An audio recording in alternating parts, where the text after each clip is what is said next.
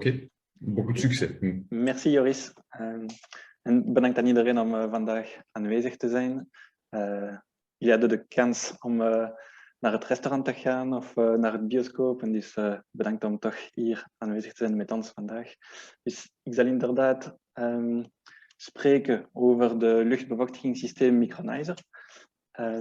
Kunnen jullie goed mijn scherm zien? Ja hoor, dat is perfect. Ja, super. Dus we zullen starten deze presentatie door... on va commencer cette présentation en parlant du système d'humidification Micronizer. Ensuite, Patrick parlera un peu plus en détail d'une installation pratique et de comment récolter des informations sur ces systèmes. Et on terminera avec la présentation de Carla qui détaillera les aspects hygiéniques liés à ce type de système. Donc, c'est évidemment un point important, comme Joris l'a mentionné. Donc, voilà, Micronizer, on est une société de fabrication d'humidificateurs belge. C'est conçu et fabriqué chez nous en Belgique. On a une société sœur qui s'appelle Van Geel Electrical qui est active dans la maintenance de moteurs électriques pour l'industrie. Et c'est sur base de cette expérience de Van Geel qu'on a conçu le Micronizer. Donc, comme Joris l'a brièvement présenté, on va parler d'humidification. Et donc, pourquoi c'est important d'humidifier? C'est un élément important de la qualité d'air. Ça permet d'éviter de réduire les risques de propagation de maladies respiratoires. Et c'est un paramètre de confort dans un bâtiment. Comme illustré sur le schéma en dessous du slide, on contrôle la température dans un bâtiment, on contrôle aussi l'humidité. Les deux paramètres ensemble permettent de définir où on se situe dans la physique du flux d'air. Il faut contrôler ces deux éléments. Et donc ici, la discussion d'aujourd'hui, elle va se centrer sur l'humidification de bâtiments d'une certaine taille, de bâtiments tertiaires et industriels, donc pour lesquels, la plupart du temps, on contrôle le flux d'air dans des centrales de traitement d'air et dans laquelle on peut du coup introduire un humidificateur. Le Micronizer dont on va parler aujourd'hui est adapté pour les grands groupes, les grands bâtiments, donc les groupes à partir de 10 000 m3 de flux d'air. Ça correspond à des bâtiments de l'ordre de 2000 m² ou plus. Donc, comme je l'ai dit, notre spécialité, ce sont les moteurs électriques et c'est sur base de cette expérience-là qu'on a conçu le Micronizer, qui est un pulvérisateur d'eau composé d'un moteur électrique sur l'arbre duquel on est venu placer une cage rotative par laquelle on va pulvériser de l'eau qui va être fracturée en très fines gouttelettes qui seront suffisamment fines pour pouvoir être absorbées par le flux d'air et donc humidifier l'air qu'on va humidifier, dans lequel on va pulvériser l'eau. Ici, on a une petite vidéo simplement pour montrer la finesse et l'homogénéité des gouttes qui sont générées avec ce système. Donc, c'est important parce que c'est ça qui permet d'avoir un très bon rendement d'évaporation de l'eau dans l'air. Et donc, on va en fait pouvoir contrôler le flux d'eau qu'on va pulvériser, choisir par là la quantité d'eau qu'on va évaporer dans l'air. Donc, on n'a jamais besoin de recycler l'eau, de récupérer l'eau. Toute l'eau qu'on va envoyer dans le flux d'air va être absorbée par le flux d'air, ou la petite partie qui ne serait pas évaporée va simplement être envoyée à l'égout sans récupération. Et donc, c'est déjà un élément pour maîtriser un premier risque hygiénique de ne pas recirculer l'eau et donc de ne pas permettre à l'eau de tourner en boucle dans de l'air chaud, ce qui permettrait du développement de bactéries. Ces humidificateurs, donc la plupart du temps, on va les placer dans une centrale de traitement d'air, en aval de la batterie de chauffe, dans un caisson d'humidification. Donc le Micronizer va se placer le plus en amont possible du caisson d'humidification.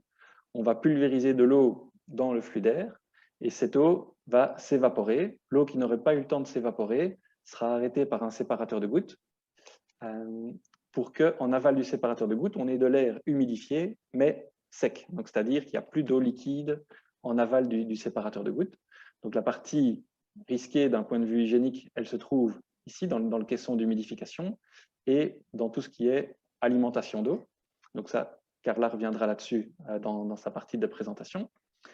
Le le micronizer, il fonctionne avec une armoire de commande hydraulique pour contrôler la quantité d'eau qu'on va injecter dans le flux d'air et une armoire de commande électrique.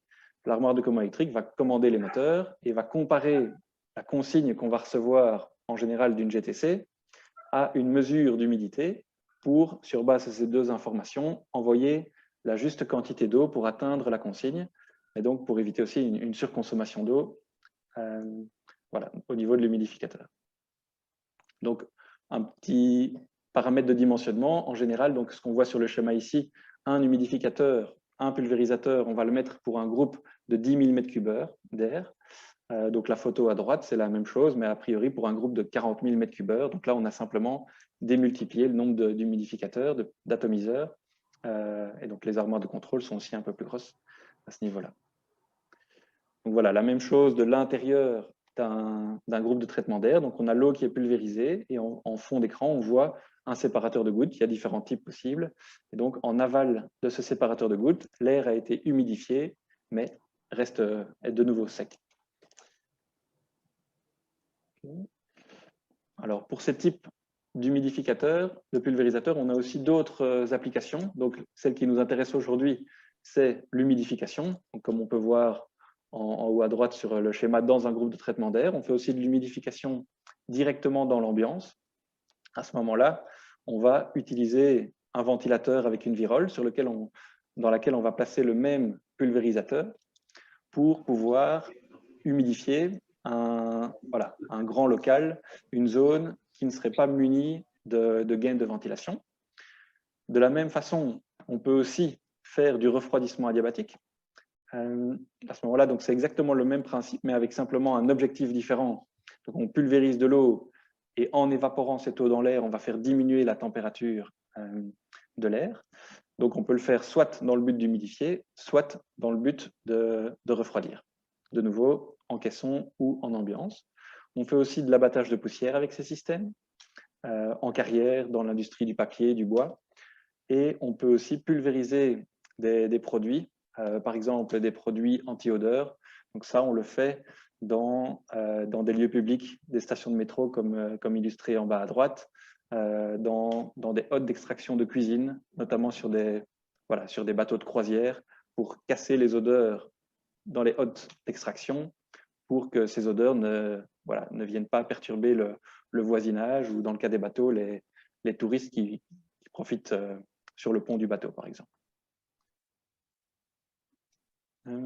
Ces différentes applications, je les cite aussi pour appuyer sur un point qui est la robustesse de l'atomiseur Micronizer, avec lequel on peut pulvériser de l'eau en craignant très très peu le bouchage de la cage de l'atomiseur. Donc c'est comme ça qu'on peut avoir ces différents types d'applications ou pulvériser des produits qui peuvent être assez visqueux, parce que la cage du Micronizer va très très peu être sensible au bouchage, étant donné que les impuretés qui vont se trouver dans l'eau, si elles viennent un petit peu obstruer la cage, l'eau va toujours trouver son chemin à travers la cage, et étant donné que c'est la vitesse de rotation du Micronizer qui détermine la taille des gouttelettes, mais le fait que la cage soit légèrement encrassée ne perturbe pas l'efficacité du système.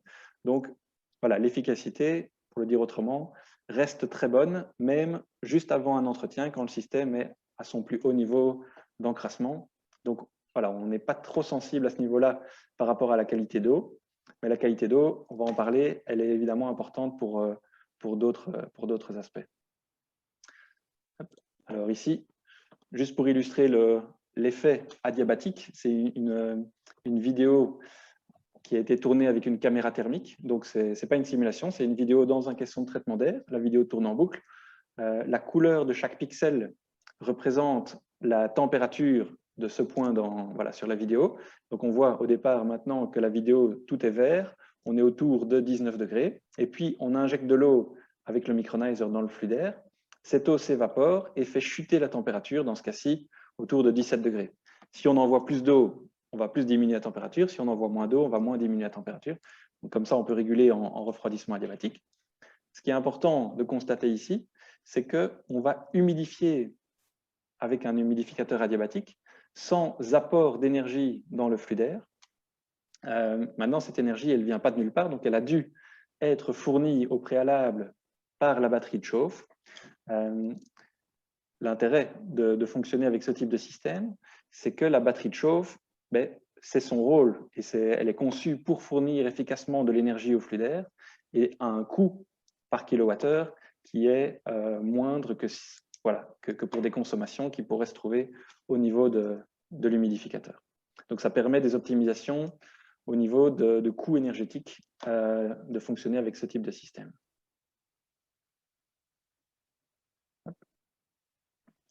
Alors, au niveau de la régulation, donc voilà, ici vous avez un exemple d'armoire électrique. Donc simplement, on a un petit automate, un variateur de fréquence pour alimenter les atomiseurs qu'on fait tourner à 193 Hz, pour les faire tourner à 12 000 tours minute. C'est toujours la même vitesse, qui est un optimum pour atteindre la taille des gouttes souhaitée pour l'évaporation.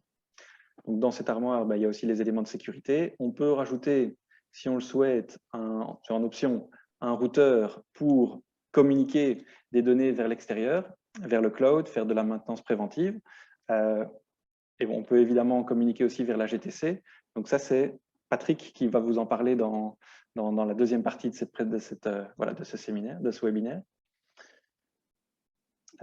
Au niveau du Micronizer, on a différentes régulations possibles, soit en tout ou rien, soit en 7 niveaux, soit le plus élaboré aujourd'hui, c'est en PWM. Donc ça, je vais vous en parler sur le slide prochain.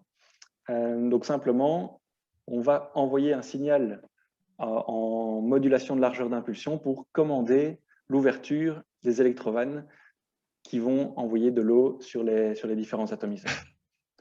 Et donc, en bas à droite, on voit un exemple de données qu'on peut récolter via le routeur. Donc, ça permet des optimisations sur base de données concrètes. Ça permet de faire de la maintenance préventive quand on constate qu'il y a un problème au niveau des débits d'eau, au niveau de consommation électrique, etc.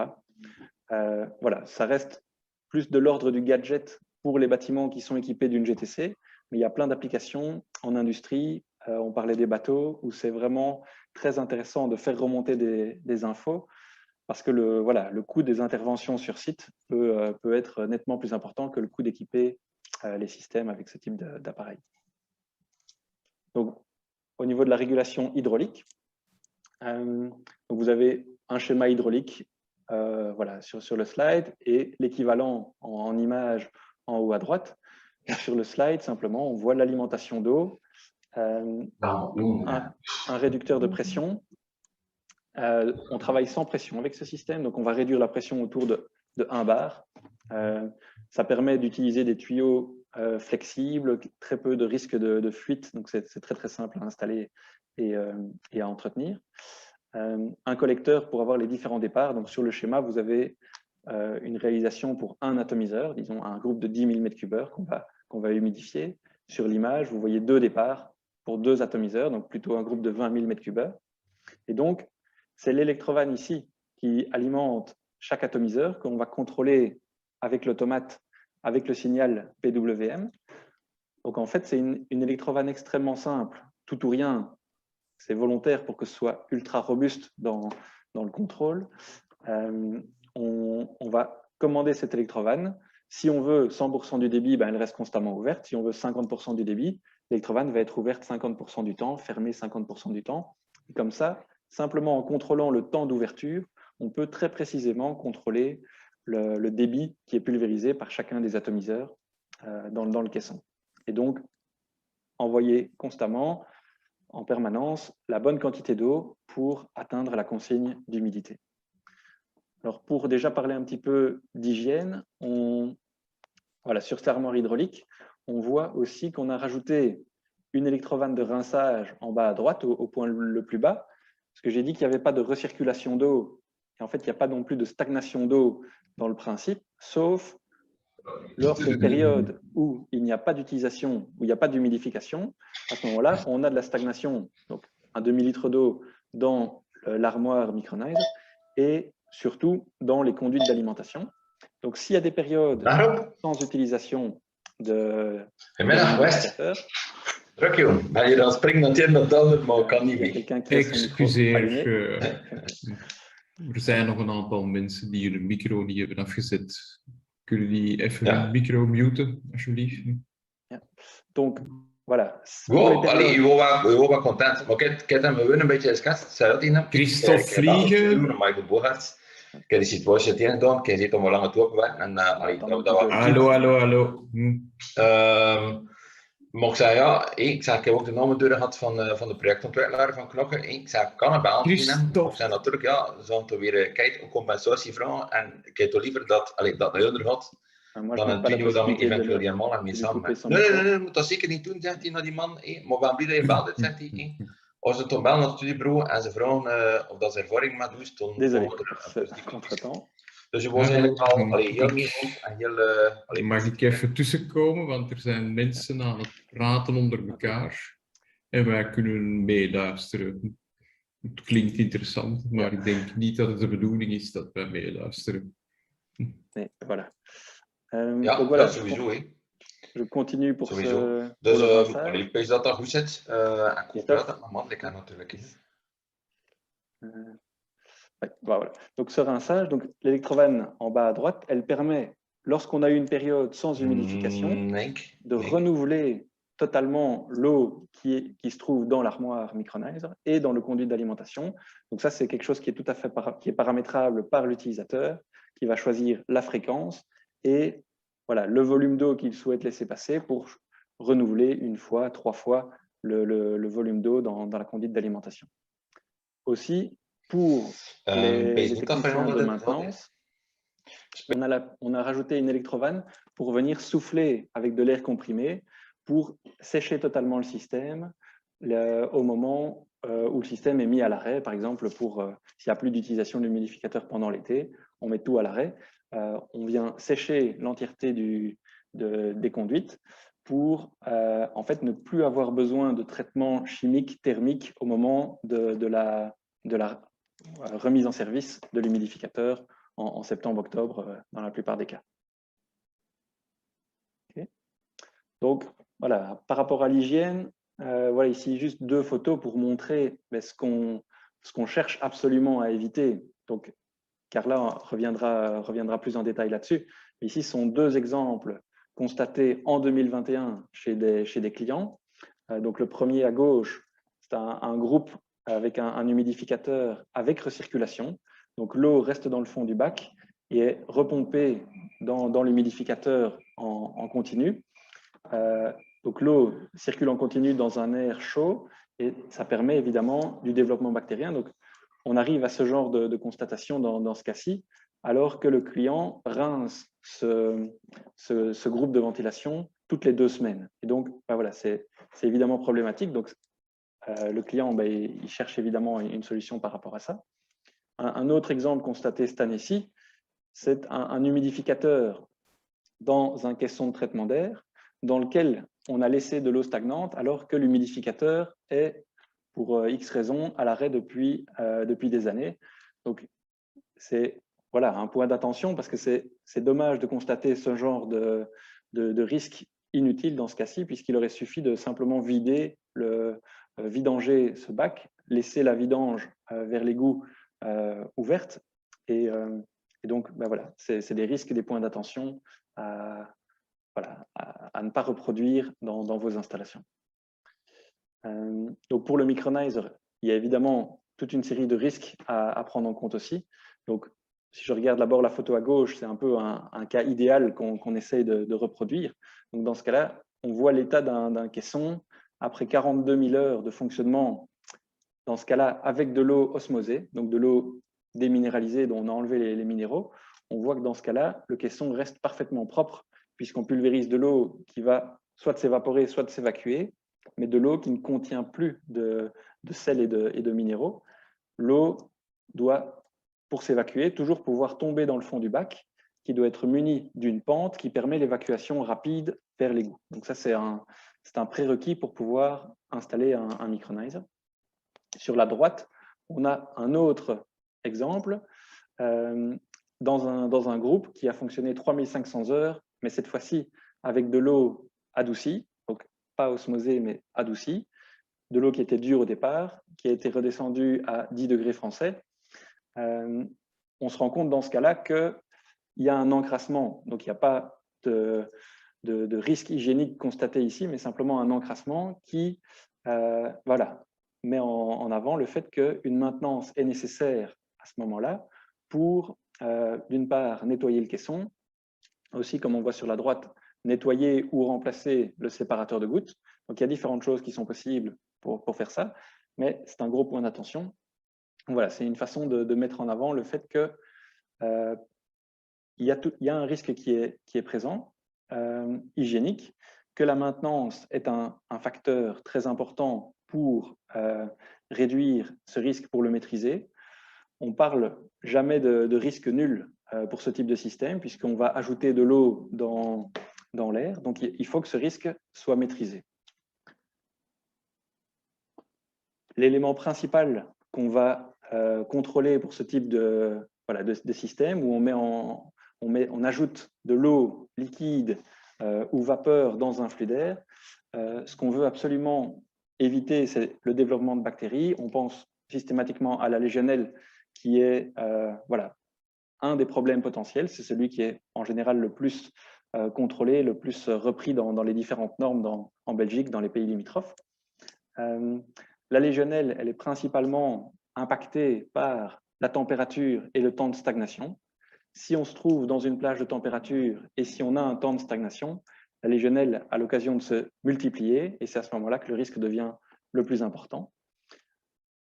Pour l'utilisation du micronizer, ce qu'on met en avant comme point d'attention pour utiliser le système de façon saine, contrôlée, c'est le fait de maintenir la température de l'eau en dessous de 20 degrés pour être dans une plage de température où la légionelle ne va pas se développer. Elle ne va pas non plus être détruite, mais elle ne va pas se développer. Donc, on évite la stagnation pour la même raison.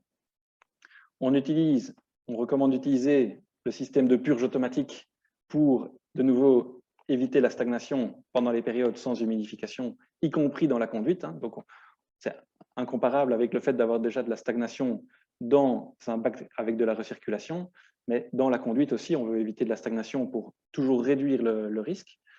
Réduire au niveau de l'alimentation d'eau la quantité de légionelle en dessous d'un seuil, donc garder ça le plus bas possible.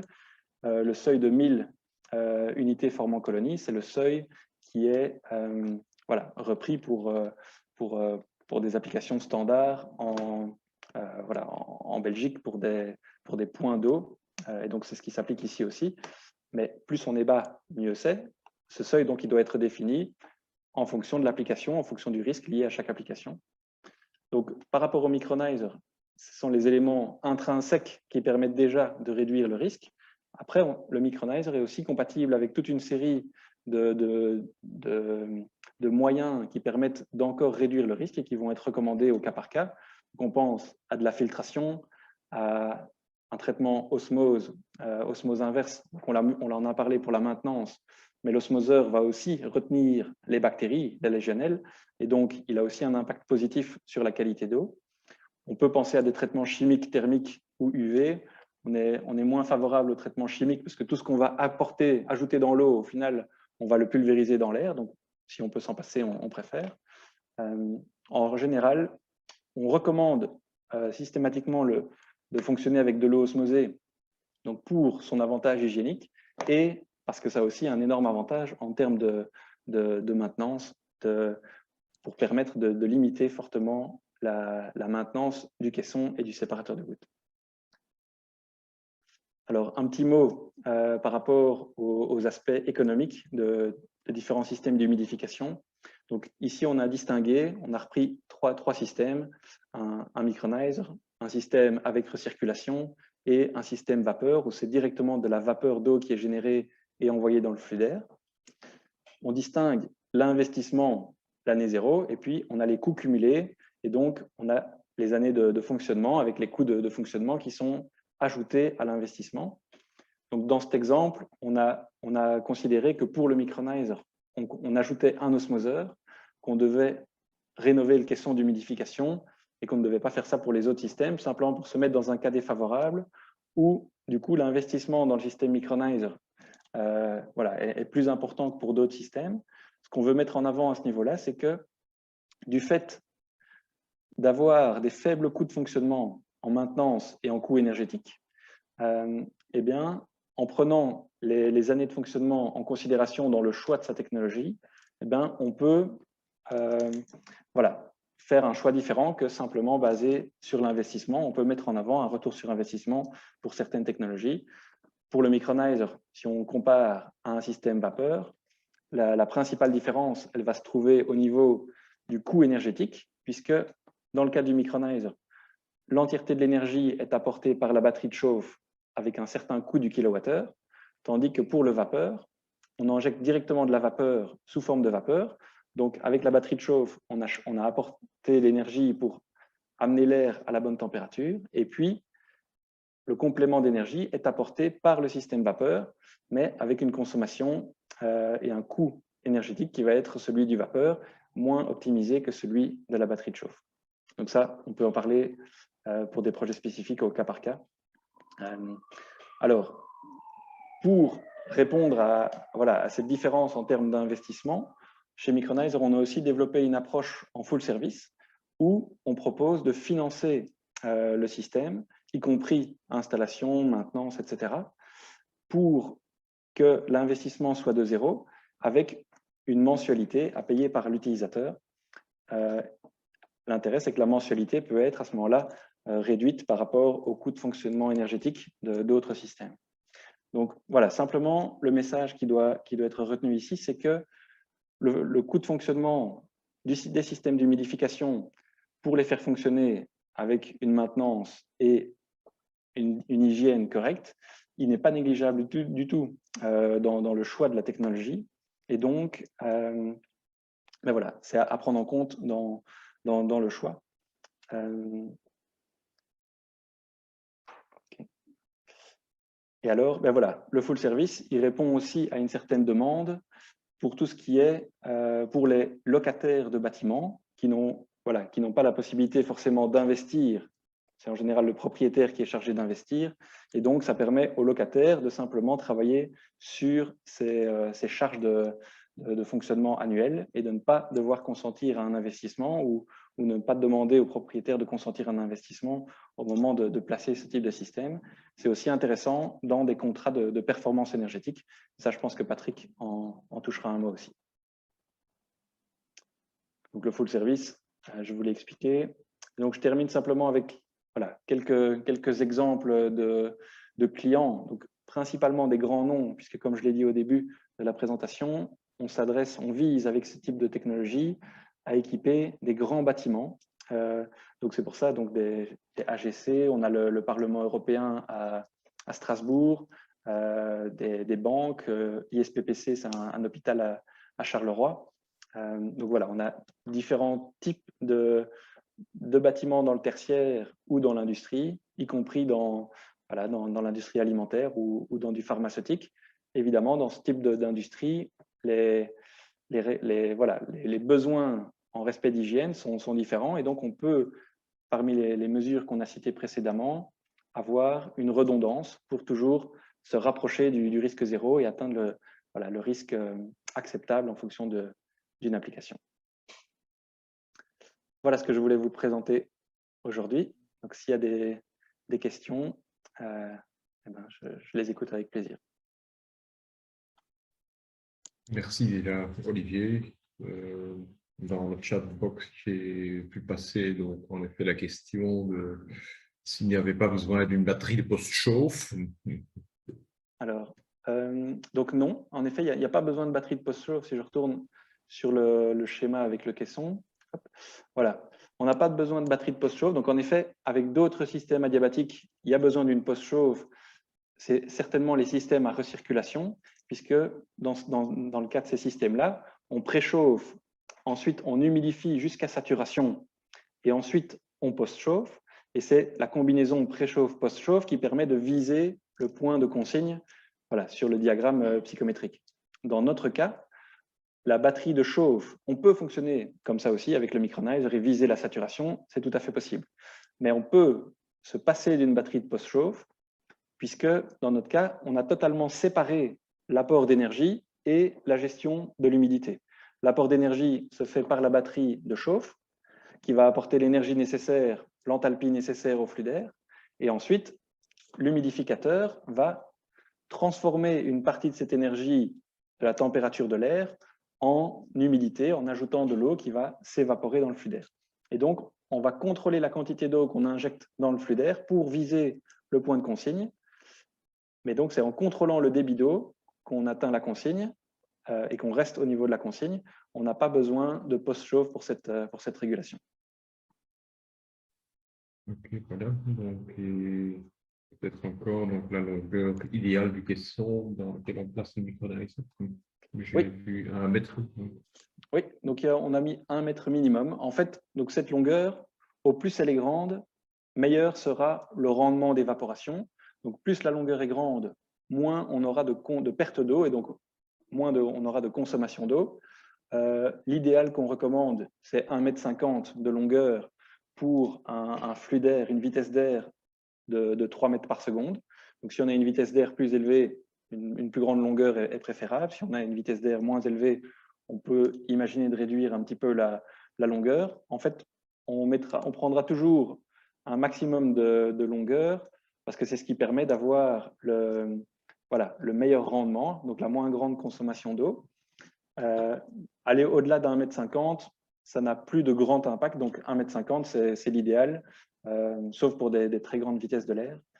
Mais donc voilà, on a toute une, enfin voilà, ça tourne entre 1 mètre et 1,50 m dans la plupart des cas, mais c'est un élément de dimensionnement. Donc en effet, si on a une longueur très très courte par rapport à la quantité d'eau qu'on veut injecter, on mettra peut-être des atomiseurs en plus pour avoir une meilleure répartition de l'eau dans le flux d'air, pour avoir et que l'air puisse être bien humidifié, que l'humidité soit répartie dans le flux d'air. C'est un autre élément qui impacte le rendement. Le type de séparateur de gouttes peut aussi avoir un impact sur le rendement. L'humidité relative qu'on vise, c'est plus facile d'atteindre 40% d'humidité relative que d'aller à saturation. Les derniers pourcents sont évidemment plus durs et le rendement va chuter à ce moment-là. Donc, c'est tous des éléments de dimensionnement qui doivent être pris en compte. Mais donc, le mètre minimal, là, ça incombe même que dans la rénovation, donc, comme demande M. Gossey, donc, dans des installations existantes, ça peut être difficile de les intégrer. Alors oui, ça peut être difficile. C'est un facteur c'est un élément, un paramètre qui peut faire qu'on ne va pas pouvoir mettre un micronizer s'il n'y a pas de caisson de traitement d'air, s'il n'y a pas la place d'en ajouter un. Maintenant, du fait qu'on n'ait pas besoin de batterie de post-chauffe, on peut aussi aller humidifier directement dans la gaine de pulsion. Donc, on a besoin d'un caisson humide, d'un caisson étanche avec une évacuation d'eau, mais c'est un simple caisson vide qu'on peut ajouter, qu'on peut insérer dans la gaine de pulsion avant la séparation pour alimenter le bâtiment. Et donc, c'est d'ailleurs ce qui a été fait dans l'exemple que Patrick va présenter chez Vinci. Et donc, on peut aller chercher de l'espace plus loin si c'est disponible. Maintenant, s'il n'y a aucun espace disponible pour avoir une humidification adiabatique, on va être obligé à ce moment-là de mettre un humidificateur vapeur qui va injecter directement de la vapeur et donc qui a besoin de moins de distance parce qu'il n'a pas besoin d'un temps de contact air-eau. Donc, avec un système vapeur, on peut certainement se limiter à 50 cm de longueur au niveau de la rampe vapeur. Donc voilà, si on remplace un système de ce type-là, soit on accepte d'avoir une très grosse consommation d'eau si on a une distance très courte, parce qu'à ce moment-là, on va perdre 50% de l'eau, soit on doit rajouter un caisson, soit au niveau du caisson de traitement d'air, soit au niveau de la gaine de pulsion. Mais voilà, c'est un paramètre qui doit être vérifié pour vérifier la faisabilité d'utilisation de ce type de technologie. Alors, il y a quand même quelques questions sur le séparateur de gouttelettes. Donc, quelle est sa perte de charge et à quelle fréquence on doit le remplacer? Oui, mais donc il y a différents types de séparateurs de gouttes. En général, on recommande des séparateurs de type en structure alvéolaire qui ont des très faibles pertes de charge, autour de 10 à 50 pascal de perte de charge. qui permettent d'avoir une post-humidification sur le séparateur. Voilà, au moment, voilà, une partie de l'eau qui va être arrêtée par le séparateur aura encore la possibilité de se réévaporer depuis le séparateur de gouttes. Mais on peut aussi fonctionner avec des séparateurs classiques PVC de type T200, T400 qui voilà, vont aussi très bien arrêter le flux d'air, mais qui vont avoir des pertes de charge plutôt autour de 100 à 200 pascal. Donc ça, en général, on recommande donc un système avec 50 pascal, 10 à 50 pascal de perte de charge.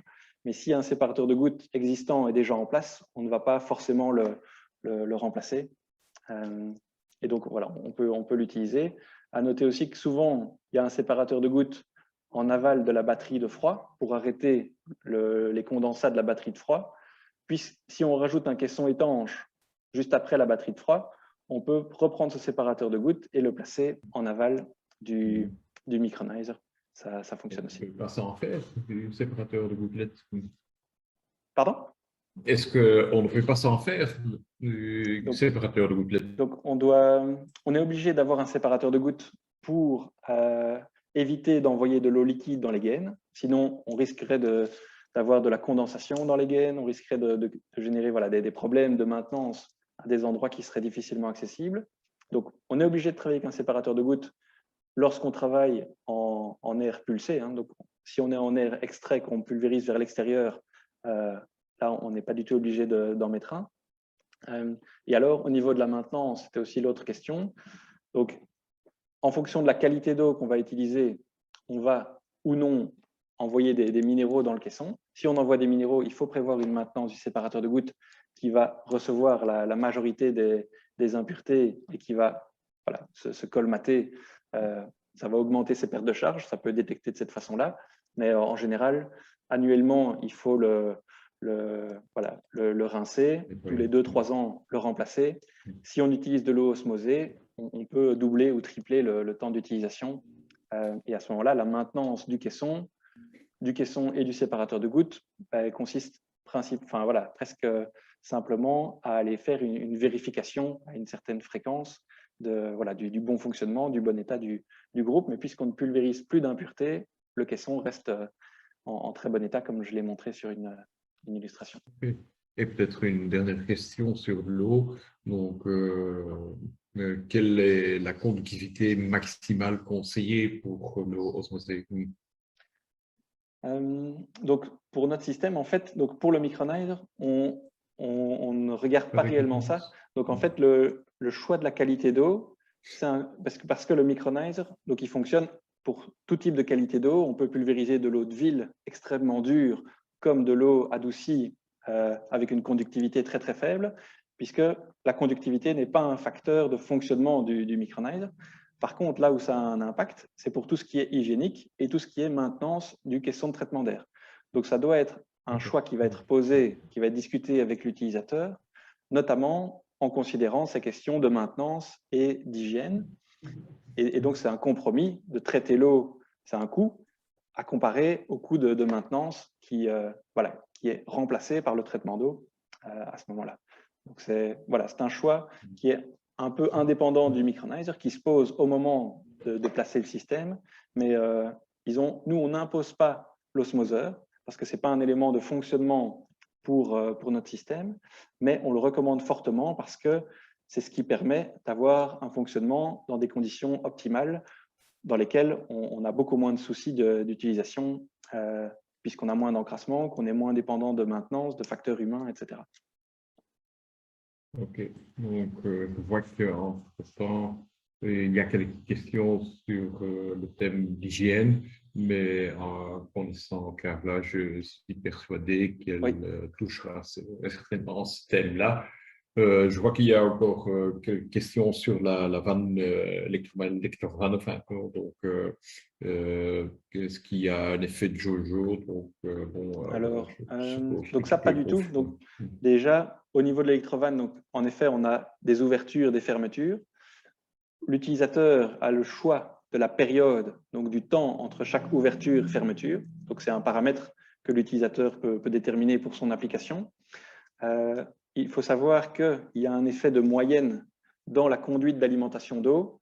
dans le caisson où l'eau est pulvérisée, quand on n'est pas au volume maximum, les humidificateurs ne reçoivent pas l'eau en même temps. Donc, si on est à moitié du débit, par exemple, les humidificateurs vont être ouverts, décalés. Ici, si on a 4, ils vont être décalés d'un quart de période. Donc, si on a une période de 10 secondes, par exemple, il y en a un qui va s'allumer, et puis 2 secondes et demie plus tard, le deuxième, 2 secondes et demie encore après, le troisième, etc., pour aussi avoir un effet moyenne dans le caisson, dans le flux d'air et dans le temps. Et le caisson, le mélange du flux d'air, le séparateur de gouttes joue encore un effet tampon, et donc c'est quelque chose qui est totalement imperceptible déjà au niveau de la sonde en pulsion. On ne remarque pas du tout les impulsions de l'électrovanne, et donc évidemment encore moins dans l'ambiance du bâtiment, donc c'est totalement imperceptible. Maintenant, si on met une période de 1 heure, ben là évidemment on va voir un peu des pics et on va fonctionner en tout ou rien. Donc c'est évidemment pas ce qu'on va recommander, mais voilà, on est plutôt en général dans une période entre 10 secondes et 1 minute. Voilà. Ok, merci Olivier. Il y a encore quelques questions, mais je les ai notées, donc si on a l'occasion de les répondre pour vous, mais peut-être qu'on recevra déjà une petite réponse.